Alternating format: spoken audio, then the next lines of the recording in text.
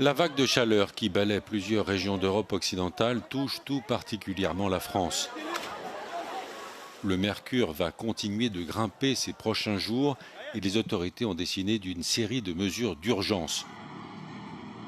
Dans la capitale, certaines baignades sont autorisées alors que les parcs et les jardins restent ouverts toute la nuit.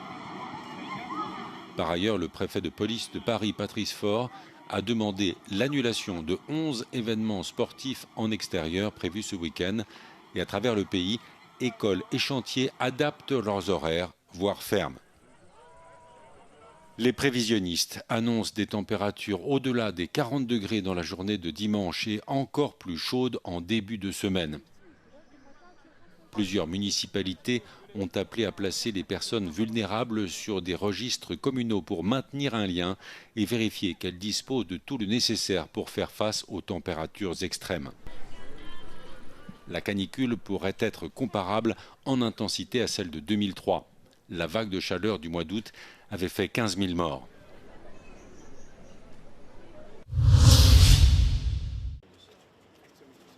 Une semaine, c'est le délai de l'ultimatum posé par Volodymyr Zelensky à Alexandre Loukachenko.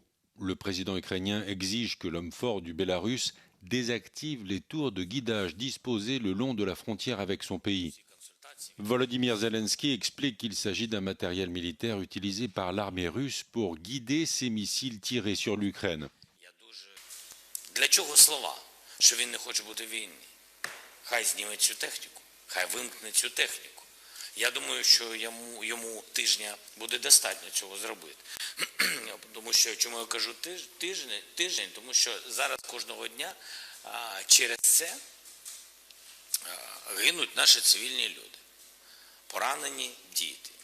Якщо він це не зробить, зробимо ми.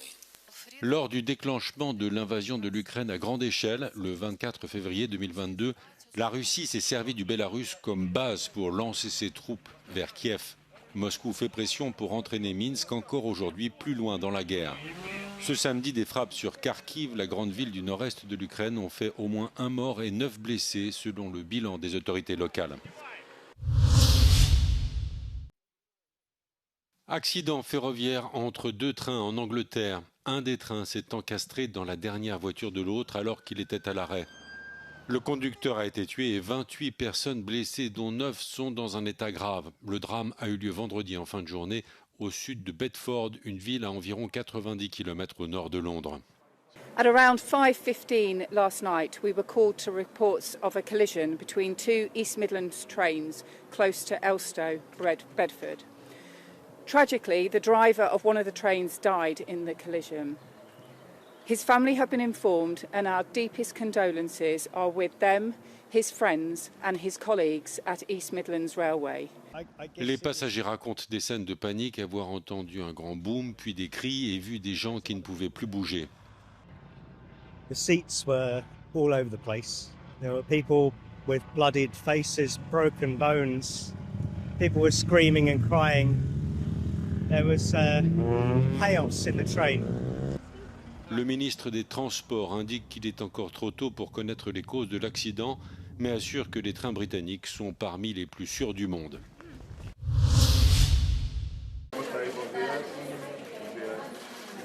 L'épouse du Premier ministre espagnol Pedro Sánchez sera jugée pour corruption et fait l'objet d'une interdiction de quitter le territoire. Le juge Juan Carlos Peinado a ordonné à Begoña Sánchez de remettre à la justice son passeport et de se présenter aux autorités 2 fois par mois. Un groupe anti-corruption lié à l'extrême droite est à l'origine de la plainte et le juge Juan Carlos Peinado a ouvert une enquête au printemps 2024 pour déterminer si Begoña Gómez avait utilisé la position de son mari pour en tirer des bénéfices privés. Begoña Gómez et Pedro Sánchez nient l'un et l'autre les accusations. Pedro Sánchez avait suspendu quelques jours ses fonctions quand l'affaire a éclaté. Le Premier ministre avait ensuite pris la décision de rester à son poste.